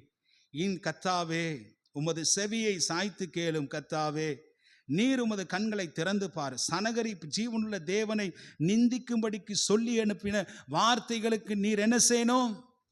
செவி கொடுக்கணும் என்று ஜெபம் பண்ணார். அல்லேலூயா, ஆமென். நீர் வானத்தையும் பூமியும் உண்டாக்கினவர். இந்த சனகரிப்பு பாருங்க, உம்மை நிந்திக்கும்படியான இப்படிப்பட்ட காரியத்தை செய்கிறான் என்று சொல்லி அவர் கண்களை ஏறெடுத்து ஜெபிக்கும் போது என்ன நடந்தது தெரியுமா? அன்று ராத்திரியிலே கர்த்தர் அந்த அசீரியாவின் பாளையத்தில், அல்லேலூயா, சனகரிப் ராஜாவாய் இருக்கும் தலைவனாய் இருந்து நடத்தி கொண்டிருக்கிற வேளையிலே கர்த்தர் ஒரு தூதனை அனுப்புகிறார். ஒரு தூதனை அனுப்பி அந்த பாளையம் முழுவதையும் சங்கரிக்க சொல்லுகிறார்.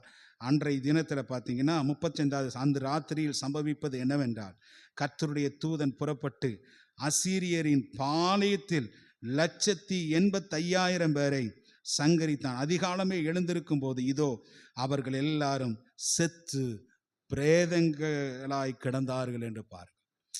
185,000 பேரை கொண்டுட்டாங்க ஒரு தூதனை அனுப்பி. அப்போ தேவனுடைய வல்லமையை நம்ம பயன்படுத்தணும். அல்லேலூயா, தேவனுடைய அந்த நாமத்தை பயன்படுத்தணும். தேவன் எப்படிப்பட்டவர் என்று ஒரு விசுவாசி அறிஞ்சு ஜெபம் பண்ணாங்கன்னா கர்த்தர் அற்புதத்தை செய்வார். அல்லேலூயா, தேவனுடைய நாமங்கள் 1000ம் 10,000ங்களுமா இருக்கிறது. ஆமென். புதிய ஏற்பாட்டின் காலத்தில் வரும்போது இயேசுவின் நாமத்தினாலே நம்ம ஜெபம் அற்புதம் நடக்கும்.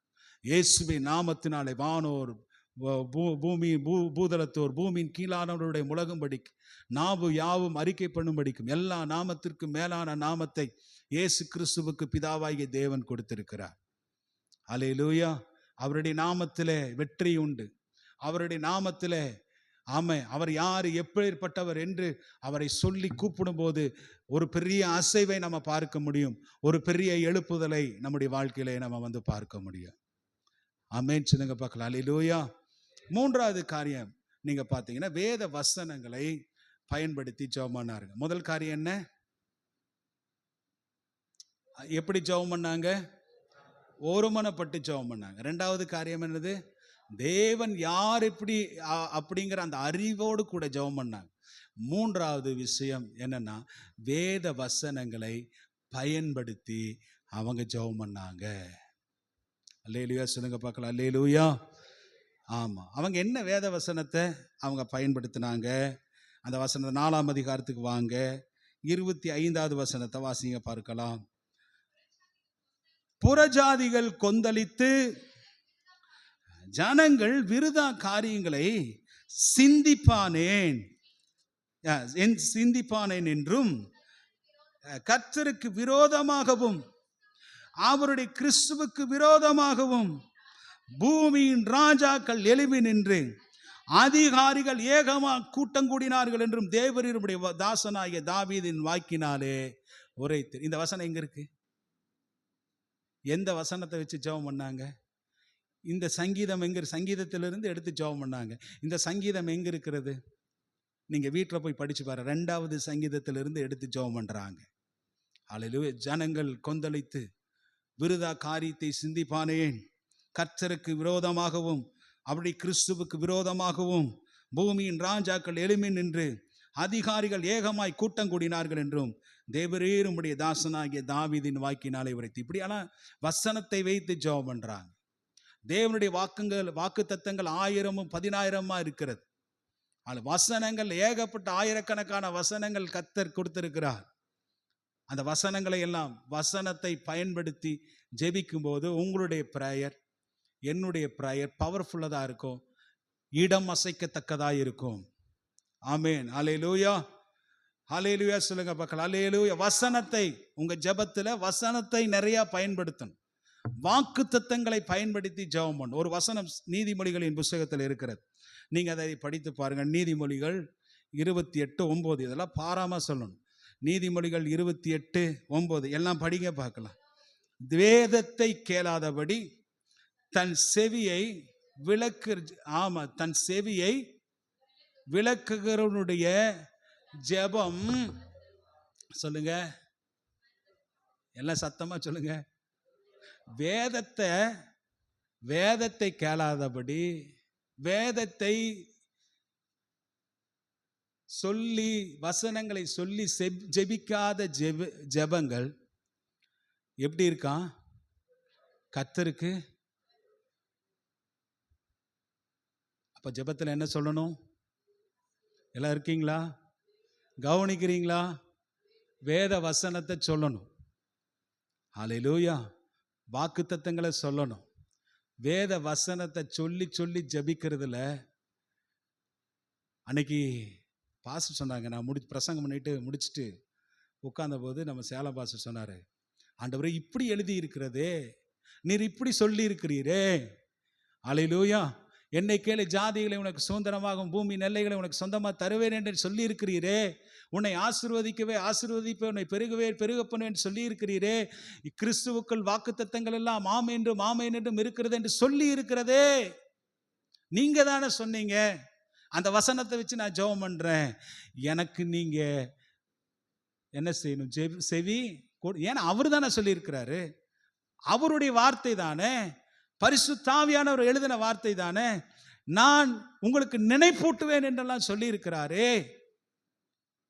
அப்ப ஆண்டவர் பொய்யுரைக்கிற தேவனா? நம்முடைய தேவன் பொய் சொல்லுகிற தேவனா? நம்முடைய தேவன் உண்மை உள்ளவர். அப்போ ஆண்டவர் நீ இப்படியெல்லாம் எழுதி வைத்திருக்கிறீரே, இந்த வசனத்தை வைத்து நான் ஜெபிக்கிறேன், என்னை ஆசீர்வதிங்கன்னு சொல்லி ஜெபிக்கிறேன். இஸ்ரவேலை ஆசீர்வதிப்பதே எனக்கு பிரியம் என்று இருக்கிறதே. நீங்க தானே சொல்லி இருக்கிறீங்க, ஆவிக்குரிய இஸ்ரவேலராகிய என்னை நீ ஆசீர்வதியும், என் குடும்பத்தை ஆசீர்வதியும், என் திருச்சபையை நீங்க ஆசீர்வதியும் என்று நீங்க தான் எழுதி வச்சிருக்கிறீங்க. நீங்க தானே இந்த வாக்கு தத்தத்தை உண்மை உள்ளவர். நீங்க எனக்கு செஞ்சே ஆகணும். ஏன்னா அவர் எழுதி வச்சு, அவர் எழுதி கொடுத்து அவர் செய்யாம போனா அவருக்கு தான் பிரச்சனை. நான் சொல்றது எத்தனை பேருக்கு புரிஞ்சுது? அப்போ நம்ம எப்ப ஜெபம் பண்ணாலும் ஆண்டவரே இப்படியெல்லாம் சொல்லி வச்சிருக்கேன், அதுக்காக தான் ஜெபம் பண்றேன், நீங்க எனக்கு என்ன செய்யணும்? செவியிடுங்க. அப்ப வேதத்தை கேளாதபடி அதுக்கு செவி விளக்கனுடைய ஜெபம் கர்த்தருக்கு அருவருப்பானது என்று. அப்ப ஜெபத்துல நிறைய வேத வசனங்களை பயன்படுத்தி ஜெபம். இவங்க 2வது சங்கீதத்திலிருந்து எடுத்து மேசியாவை குறித்ததான அந்த வார்த்தைகளை குறித்து என்ன செய்றாங்க? ஜெபித்தார்கள் என்று பார்க்கிறோம். ஹல்லேலூயா. நெகேமியாவின் நாட்களிலே பாருங்க, அவங்க பெரிய நல்ல ஜெபம் பண்ணாங்க, பாவை அறிக்கை செய்து ஜெபம் பண்ணாங்க. நெகேமியாவின் புஸ்தகத்துக்கு என்னோடு கூட வாங்க. நெகேமியா 9ஆம் அதிகாரம் முதல் 3 வசனத்தை வாசிங்க. முதல் 3 வசனம். நெகேமியாவின் புஸ்தகம் 9ஆம் அதிகாரம் முதல் 3 வசனம். அவங்க எப்படி ஜெபம் பண்ணாங்கங்கிறத நம்ம வந்து ஃபார் எக்ஸாம்பிள் உங்களுக்கு நான் சொல்லுகிறேன். பாருங்க, முதல் 3 வசனம். அந்த மாதம் 24ஆம் தேதியிலே இஸ்ரவேல் புத்திரர் உபவாசம் பண்ணி ரட்டுடுத்தி தங்கள் மேல் புழுதியை போட்டு கொண்டவர்களாய் கூடி வந்தார். இதனுடைய பின்னணியெல்லாம் நான் விளக்கல. நம்ம இந்த நெகேமியா புஸ்தகத்துக்கு வரும்போது அதெல்லாம் பார்க்கலாம். எப்படி ஜெபம் பண்ணாங்க அப்படிங்கிறது தான் கண்டென்ட். இஸ்ரவேல் சந்ததியார் மறுஜாதியாரை எல்லாம் விட்டு பிரிந்து வந்து நின்று தங்கள் பாவங்களையும் தங்கள் பிதாக்களின் அக்கிரமங்களையும் அறிக்கையிட்டார்கள். இப்போ படிங்க பார்க்கலாம் 3வது வசனத்தில். அவர்கள் எழுந்திருந்து தங்கள் நிலையிலே நின்றார்கள். படிங்க. அப்பொழுது ஒரு ஜாமம் மட்டும், நீங்க என்ன எடுக்கலையா? நெகேமியா 9 3வது வசனம், பழைய ஏற்பாடு 614வது பக்கம், 614வது பக்கம். அவர்கள் எழுந்திருந்து தங்கள் நிலையிலே நின்றார்கள். அப்பொழுது ஒரு ஜாமம் மட்டும் அவர்களுடைய தேவனாய கர்த்தரின் நியாயப்பிரமாணம் புஸ்தகம் வாசிக்க. ஒரு ஜாமம் 3 மணி நேரம் என்ன செய்தாங்க? நியாயப்பிரமாண புஸ்தகத்தை வாசிச்சாங்க. அடுத்தது பின்பு ஒரு ஜாமம் மட்டும் அவர்கள் பாவ அறிக்கை பண்ணி தங்கள் தேவனாய கர்த்தரை பணிந்து கொண்டார்கள். ஒரு ஜாமம் பைபிள் வாசிக்கிறது, ஒரு ஜாமம் என்ன பாவ அறிக்கை செய்து ஜெபம் பண்ணினாங்க, தேவனை நோக்கி பார்த்தாங்க. வேத வசனமும் ஜெபமும் பேலன்ஸ்டா இருக்கணும். ஆமேன்னு சொல்லுங்க பார்க்கலாம். அல்லேலூயா. நம்ம வாழ்க்கையில 1 மணி நேரம் ஜெபம் பண்ணா 1 மணி நேரம் வேதத்தை வாசிக்கணும். ஆமென். வேதத்தை கேளாதபடி ஜெபிக்கிறவனுடைய ஜெபம் எப்படிப்பட்டது? சிலர் பார்த்தீங்கன்னா வேதத்தை மாத்திரம் படிப்பாங்க, நீ ஜெபத்தை பண்ண மாட்டாங்க. சிலர் வந்து ஜெபத்தை மாத்திரம் பண்ணுவாங்க, ஆனால் வேதத்தை படிக்க மாட்டாங்க. இது ரெண்டும் நம்மளுடைய வாழ்க்கையில பேலன்ஸ்டா இருக்கணும். ஆமே. நம்ம அந்த நேரத்தில் ஜெபிக்க வேண்டியது என்னதென்று பரிசுத்த ஆவியானவர் உங்களுக்கு ஞாபகப்படுத்துவார். அந்த வசனத்தை காண்பிப்பார். நீ ஜெபம் பண்ண, அந்த வசனத்துக்காக, அந்த வார்த்தைக்காக நீ ஜெபம் பண்ணு. இப்படியெல்லாம் சொல்லி வைத்திருக்கிறதே நிச்சயமாக வேத வசனத்தின்படி ஒரு மனுஷன் ஜெபித்தால் அவங்க மிகவும் ஆசீர்வதிக்கப்படுவார்கள், மிகவும் ஆசீர்வதிக்கப்படுவார்கள். அல்லேலூயா. இப்படி இஸ்ரவேல் நெகேமியா நாட்களில் அப்படி ஜெபம் பண்ணாங்க. 3 மணி நேரம் என்ன செய்தாங்க? நியாயப்பிரமாண புஸ்தகம் வாசிக்கப்பட்டது. 3 மணி நேரம் அவர்கள் பாவ அறிக்கை செய்து ஜெபம் பண்ணாங்க. அதுல எல்லாம் இருக்குதாண்டு. அப்படிப்பட்ட ஒரு வாழ்க்கை நான் வாழணும்னு சொல்லி அவங்க ஜெபம் பண்ணாங்க. ஃபார் எக்ஸாம்பிள், இன்னொரு எக்ஸாம்பிள் யாருன்னு கேட்டீங்கன்னா, தானியேல் தீர்க்கதரிசன புஸ்தகம். தானியேல் தீர்க்கதரிசன புஸ்தகம் இதே 9ஆம் அதிகாரம் முதல் 3 வசனத்தை நீங்கள் வாசிங்க பார்க்கல. தானியேல் எப்படி ஜெபம் பண்ணாரு? அவர் சொல்றாரு, இங்கேயும் அவர் ஃபாஸ்டிங் இருக்கிறாரு. அவர் பின்பு நான் உபவாசம் பண்ணி ரட்டிலும் சாம்பலிலும் உட்கார்ந்து என்னுடைய தேவனாகிய கர்த்தரை ஜெபத்தினாலும் விண்ணப்பங்களினாலும் நேரே முதல் 3 வசனம் சொன்னேன். கல்தேயருடைய ராஜ்யத்தின் மேல் ராஜாவாக்கப்பட்ட மேதிய குலத்தானாகிய அகாசுவரின் புத்திரனான தரியு ராஜ்யம் பண்ணுகிற 1ஆம் வருஷத்துல, தரியு ராஜா ராஜ்யம் பண்ணுகிற 1ஆம் வருஷத்துல தானியேலாகிய நான், அவர் சொல்றாரு, தானியேலாகிய நான் எருசலேமின் பால் கடிப்புகள் நிறைவேறி தீர 70 வருஷம் செல்லும் என்று எதை பார்த்து தெரிஞ்சாரா? கர்த்தர் சொல்லுங்க, எரேமியா தீர்க்கதரிசியோட சொல்லிய வருஷங்களின் தொகையை எதுல நான் அறிஞ்சிட்டேன்? புஸ்தகங்களினால் நான் அறிந்து கொண்டேன். 70 வருஷம் அவங்களுடைய பால் கடிப்பு முடிய போகிறது. 70 வருஷம் கழிச்சு அவங்க திரும்ப எருசலேமுக்கே, சொந்த நாட்டுக்கே போவாங்க அப்படிங்கிற அந்த தீர்க்க தரிசனத்தை எரேமியா எழுதி வைத்திருக்கிறார். அதை நான் பார்த்து, அந்த வசனத்தை பார்த்து கர்த்தர் எரேமியா தீர்க்கதரிசியோட சொல்லிய வருஷங்களின் தொகையை புஸ்தகங்களால் நான் அறிந்து கொண்டேன். அப்ப ஜெபம் பண்ணும் போது புஸ்தகத்தை பைபிள் படிக்கிறாரு, ஜெபம் பண்றாரு. பைபிள் படிக்கிறாரு, நியாயப்பிரமாணத்தை படிக்கிறாரு, தீர்க்க தரிசனங்களை படிக்கிறாரு, சரித்திர புஸ்தகத்தை படிக்கிறாரு, எரேமியா சொன்ன காரியத்தை படிக்கிறாரு. அந்த நாளில் அவர் அறிஞ்சு கொண்டாரு, இன்னைக்கு இந்த ஜனங்களுடைய சிறையிருப்பு முடிய போகுது, பால் கடிப்பு முடிய போகிறது, 70 வருஷம் ஆயிடுச்சுட்டு எரேமியா தீர்க்கதரிசி சொல்லி இருந்த வசனத்தை எடுத்து வைத்து தேவ சமூகத்தில் உட்கார்ந்து அவர் உபவாசம் பண்ணி ஜெபிக்க ஆரம்பித்தார். ஆமென் சொல்லுங்க. ஹல்லேலூயா, ஹல்லேலூயா. பாருங்க பரிசுத்தவான்கள் எல்லாம் எப்படி ஜெபம் பண்ணாங்கன்னு. வேத வசனத்தோடு நீங்க ஜெபம் பண்ணும்போது பக்கத்துல வேத வாக்கி பைபிளும் இருக்கணும். ஹல்லேலூயா. முதல்ல வேத வசனத்தை நல்லா படிக்கணும், அல்லது ஜெபம் பண்ணிட்டு 1 மணி நேரம் வேதத்தை படிக்கணும். படிச்சு பாருங்க, அந்த வார்த்தைகளினால் கர்த்தர் உங்களோடு கூட இடை பண்ணுவார். ஹல்லேலூயா. சிறையிருப்பு திரும்பவும், சிறையிருப்பு திரும்பவும். ஆமென் சொல்லுங்க. ஹல்லேலூயா, ஹல்லேலூயா. ஆமா. அப்படி பாருங்க, வருஷங்களின் தொகையை புஸ்தகத்தினால் அறிந்து கொண்டேன். நான் உபவாசம் பண்ணி இரட்டிலும் சாம்பலிலும் உட்கார்ந்து தேவனாய கர்த்தராகிய ஆண்டவரை நோக்கி ஜெபத்தினாலும் விண்ணப்பங்களிலாம் தேட என் முகத்தை அவருக்கு நேராக்கி அவருடைய பாவங்களுக்காக ஜெபம் பண்றாரு. பிதாக்களுடைய பாவங்களுக்காக நெகேமியா தீர்க்கதரிசி நெகேமியா புஸ்தகத்தில் அந்த புருஷன் ஜெபம் பண்ணது மாதிரியே இங்கே தானியேலும் ஜெபிக்கிறதை பார்க்கிறோம். ஆமே. இவர் ஜெபம் பண்ண உடனே பதில் கிடைச்சிருச்சு. ஒரு காபிரியேல் தூதன் அதை கொண்டு வர்றாரு. நீ எனக்கு பிரியமானவன், நீ ஜெபிப்பதற்கு முன்பதாகவே உனக்கு பதில் என்ன செய்தது, கிடைத்து விட்டது, எனக்கு பிரியமான தானியேலே என்று சொல்லுகிறார். அப்படின்னா என்னன்னா, ஒரு பாருங்க, இஸ்ரவேல் ஜனங்களுடைய 70 வருஷம் சிறையிருப்பின் காலம் முடிவுக்கு, ஒரு அசைவுக்கு, ஒரு எழுப்புதலுக்கு இந்த வேதத்தோடு கூட சேர்ந்து இணைந்து ஜெபிக்கிற ஜெபம், வேத வசனத்தை பயன்படுத்தி ஜெபிக்கிற ஜெபம் ஒரு பெரிய ரிவைவலை இஸ்ரவேல் ஜனங்களுக்கு, சிறையிருப்பை மாற்றுகிற ஒரு பெரிய எழுப்புதலை அவர்களுக்கு கொண்டு வந்தது. அல்லேலூயா. இயேசு கிறிஸ்து கடைசி நாட்களில் நீங்க பார்த்தீங்கன்னா கெத்செமனே தோட்டத்தில் போய் ஜெபம் பண்றாரு, சீசர்களோடு கூட ஜெபம் பண்றாரு. அப்ப திடீர்னு யூதாஸ் காரியோத் இயேசுவை முத்தத்தினாலே காட்டி கொடுப்பதற்கு அங்க வந்துட்டாரு. மத்தேயு சுவிசேஷத்தில் வாசிக்கிறோம், மல்குஸ் என்கிற மனுஷன் இயேசு கிறிஸ்துவை பிடிக்கும்போது பேதுரு டப்புன்னு கத்தி எடுத்து அவன் காதை வெட்டிறான். வெட்டும்போது ஏசப்பா நம்ம இந்த மாதிரி காரியத்தையெல்லாம் நம்ம செய்யக்கூடாதுன்னு அவனுக்கு அட்வைஸ் பண்ணி அந்த காதை எடுத்து திரும்ப அவனுக்கு ஒட்ட வைக்கிறதெல்லாம் நம்ம பார்க்கிறோம். ஒட்ட வச்சார். அப்போ கூட அந்த ஜனங்களுக்கு என்ன இல்லை. அப்போ அந்த சமயத்தில் ஏசப்பா ஒரு வார்த்தை சொல்கிறார், என்னோட கூட நீங்கள் சேர்ந்து படித்து பாருங்கள். மத்தேயு 26 53 54 வசனத்தை வாசிங்க பார்க்கலாம். மத்தேயு 26 53 54 படிங்க. இப்பொழுது நான் என் பிதாவை வேண்டிக் கொண்டால்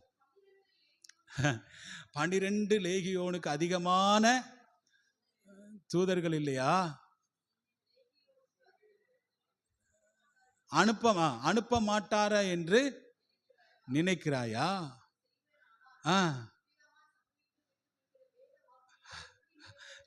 இப்ப இவ்விதமாய் சம்பவிக்க வேண்டியது என்று அந்த வேத வாக்கியங்கள் எப்படி நிறைவேறும்?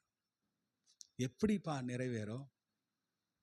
எவ்வளோ அழகா இயேசு சொல்றார். ஜெபமும் அந்த வேத வசனத்தை பயன்படுத்தி வேத வசனத்தோடு தீர்க்கதரிசிகளோடு சம்பந்தப்பட்டு இயேசு கிறிஸ்து இந்த உலகத்தில் வந்தார். நீங்கள் ஜெபம் பண்ணும்போது வேத வசனத்தை பயன்படுத்த வேண்டும். ஜான் பனியன், அதாவது மோட்ச பிரயாணத்தினுடைய ஆசிரியர் அப்படின்னு ஜான் பனியன், அந்த புக்கை என்ன படித்து பாருங்கள். அவர் சொல்கிறாரு, தேவனுடைய வார்த்தைக்கு உட்பட்டு ஜெபிக்கிற போது தான் நாம் உண்மையாக ஜெபம் பண்ணுறோன்னு சொல்கிறார். எப்படி? தேவனுடைய வார்த்தைக்கு உட்பட்டு ஜெபிக்கிற போது தான் நாம் உண்மையாக ஜெபம் பண்ணுறோம். நம் தேவனுடைய வார்த்தைக்கு அப்பாற்பட்டு நம்முடைய ஜெபம் இருக்குமானால் அது தேவனை தூஷிக்கிறோம் அல்லது வீண் அலப்பல்கள் என்று ஜான் பனியன் சொல்லுகிறதை பார்க்கிறோம். அல்லேலூயா. எல்லாரும் கரங்களை வைத்து சொல்லுங்க பார்க்கலாம். அல்லேலூயா. கடைசியா ஒரு காரியத்தை சொல்கிறேன்.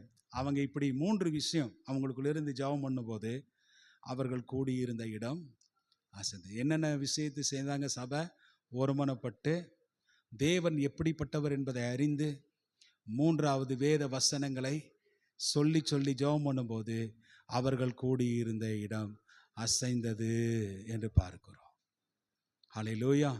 அவர்கள் எல்லாரும் தைரியப்பட்டு, ஆண்டவர் ஆகாய் தீர்க்கதரிசி 2வது வசனத்தில் சொல்றாரு, இன்னும் ஒரு தடவை நான் இந்த பூமியும் வானத்தை என்ன செய்ய போறேன்? அசைக்க போறேன். ஹல்லேலூயா. பவுல் பாருங்க, நான் சொல்ல மறந்துட்டேன். பவுலும் சீலாவும் பிலிப்பி பட்டணத்தினுடைய சிறைச்சாலையில் இருக்காங்க. அவங்கள அடித்து தொழு மரத்தில் மாட்டியிருக்கிறாங்க. அவங்க அந்த இடத்துல ஒருமனப்பட்டு ஜெபம் பண்ணாங்க. அல்லேலூயா. தேவனை குறித்ததான அந்த பாடல்களை பாடினாங்க. தேவனுடைய வல்லமை மகத்துவத்தை குறித்து பாடலை பாடினாங்க. வசன சம்மதமான பாடல்களை பாடி அவங்க அந்த இடத்துல துதிக்கும் போது என்ன நடந்தது தெரியுமா? என்ன நடந்தது? சிறைச்சாலையினுடைய நிலைகள் எல்லாம் அசைந்தது. அல்லேலூயா. எர்த்குவாக் ஆகுதுங்க. அவங்க ஜெபம் பண்ணும்போது இடம் அசைந்ததுன்னா என்னது? எர்த்குவாக் ஆகுது. ஆனால் பரிசுத்த ஆவியானவர் அசைக்கும் போது கட்டடம் சேதமாகலை, ஜன்னல் ஒரு துரு ஒரு ஒரு ஒரு பின்னு கூட ஜன்னல் கதவுகளிலிருந்து கீழே விழுகல. அப்படிப்பட்ட ஒரு ஷேக்கிங். இவர்கள் கூடி இருந்த போது ஜெபம் பண்ணும் போது அசைந்தது. ஆனால் அங்கே எத்தனையோ பேர் இருந்தாங்க, அவங்க மேலையெல்லாம் இடிந்து கட்டடம் கீழே விலகவில்லை. அப்படி ஒரு ஷேக்கிங். ஆவியானவர் இடத்தை அசைத்தார். தான் யார் என்பதை அசை. நம்முடைய ஆவியானவருக்கு இன்னொரு பேர் இருக்குது. என்ன பேர் தெரியுமா? ஆவியானவருக்கு இன்னொரு பேர் இருக்கிறது. அவர் ஜலத்தின் மேல் அசைவாடினவர், அவர் அசைவாடுகிறவர். அல்லேலூயா. எல்லாரும் கரங்களை வைத்து சொல்லுங்க பார்க்கலாம், அல்லேலூயா. பவுலும் சீலாவும் அப்படி அங்கே ஜெபம் பண்ணி பாட்டு பாடி, பாடலில் என்னவெல்லாம் அடங்கியிருக்கும்? தேவன் எப்படிப்பட்டவர் என்பதை அடங்கியிருப்பார். அந்த பாடலில் என்ன அடங்கி இருக்கும்? வேத வசனங்கள் அடங்கி இருக்கும். அப்படி ஜெபிக்கும் போது நிலைகள் அசைந்தது, நிலைகள் அசைந்தது. இது பரலோக பூமியில மட்டும் இல்லைங்க, பரலோகத்திலும் நடந்துட்டு தான் இருக்குதான். இது பரலோகத்திலே நடக்கிறது. இந்த ஷேக்கிங் ஆகிற விஷயம் பரலோகத்திலே நடக்குது. எப்படி நடக்குது? ஏசாயா தீர்க்கதரிசன புஸ்தகம் 6ஆம் அதிகாரம், கடைசி இந்த ஒரு வசனத்தை மாத்திர வாசிங்க. ஏசாயா தீர்க்கதரிசன புஸ்தகம் 6ஆம் அதிகாரத்துக்கு வாங்க. 6ஆம் அதிகாரத்தில் ஒரே ஒரு வசனம், 3வது வசனத்தை பாருங்க. 3வது, ஒருவரை ஒருவர் நோக்கி சேனைகளின் கர்த்தர், சொல்லுங்க எல்லாம் படிங்க. சேனைகளின் கர்த்தர் பரிசுத்தர், பரிசுத்தர், பரிசுத்தர், பூமி அனைத்தும் அவருடைய மகிமையால் நிறைந்திருக்கிறது என்று கூப்பிட்டு சொன்னார்கள். கூப்பிடுகிறவர்கள் சத்தத்தால் வாசல்களின் நிலைகள் அசைந்தது, ஆலயம் புகையினால் நிரம்பிற்ற. ஒருவரை ஒருவர் நோக்கி, சேராபின்கள் அவர்களுக்கு மேலாக நின்று கண்களை மூடி 2 சிறகுகளால் பறந்து கால்களை மூடி மடக்கி ஒருவரை ஒருவர் நோக்கி ஜெபம் பண்றாங்க. என்னன்னா சேனை, அவர் யாருங்கிறத சொல்றாங்க. அல்லேலூயா. அதுல பார்த்தீங்களா, நான் சொல்ற அந்த வசனமெல்லாம் வருது பாருங்க. கர்த்தர் யார்? அவர் பரிசுத்தர். அவருடைய நாமம் என்ன? பரிசுத்தர். முதன்மையான நாமத்தை கர்த்தர் எல்லா நாமத்திலும் மேன்மையாக வச்சிருக்க பரிசுத்த நாமத்தை அறிந்து கர்த்தரை தொழுகிறாங்க. அடுத்தது என்னது? ஒருமனப்படுறாங்க. ஒருவரை ஒருவர் நோக்கி ஒருமனப்பட்டு சத்தமிட்டு அவர் பரிசுத்தர், பரிசுத்தர், பரிசுத்தர் என்று சொன்னார்கள். 4வது வசனம், கூப்பிடுகிறவர்களின் சத்தத்தால் வாசல், எங்க? பரலோகமா பூமியா? பரலோகத்தின் வாசல்களையே கேருபீன்கள் சேராபீன்கள் அசைக்கிறாங்க. கூப்பிடுகிறவர்களின் சத்தம். பரலோகத்திலே ஒருமனப்பாட்டுக்கே ஷேக்கிங் ஆகுதுன்னா, இந்த பூமியிலையும் அதே போல பரலோகத்தில் செய்யப்படுவதில் பூமியிலே செய்யப்படுகிறதனுடைய அனுபவம் எப்படி இருக்கும்? ஷேக்கிங் ஆகும். அவர் கூப்பிடுகிறவரின் சத்தத்தால் ஆலயங்கள், நிலைகள், கதவுகளினுடைய நிலைகள் அசைந்தது என்று பார்க்கிறோம். பரலோகமெல்லாம் இடிஞ்சு போகாது. அந்த மாதிரி சத்தம் விட்டு கூப்பிட்டார்கள். ஆகவே கர்த்தருடைய பிள்ளைகளே, நம்ம இன்னைக்கு நம்ம சபையில் ஒரு அசைவு வர வேண்டும், நம்ம தேசத்தில் ஒரு அசைவு வர வேண்டும் என்றால் நம்ம 3 காரியத்தை நம்ம செய்யணும். 1, முதல் காரியம் ஒருமனப்பட இருக்கணும். 2வது விஷயம், தேவன் யார் என்பதை அறிந்து ஜெபிக்கிறவர்களாக இருக்கணும். 3வது விஷயம், வேத வசனத்தை பயன்படுத்தி ஜெபிக்கிறவர்களாக இருக்கணும். இப்படி பண்ணுனா அவர்கள் ஜெபம் பண்ணியத போது கூடியிருந்த இடம் அசைந்தது. அவர்கள் எல்லாரும் தேவ ஆவியினால் நிரப்பப்பட்டு முன்ன விட அதிகமாய் தைரியமாய் பிரசங்கித்தார்கள். கர்த்தர் நம்மை ஆசீர்வதிப்பாராக. ஆமென். ஹல்லேலூயா. எல்லாரும் எழுந்திருக்கலாமா? அசைவாடும்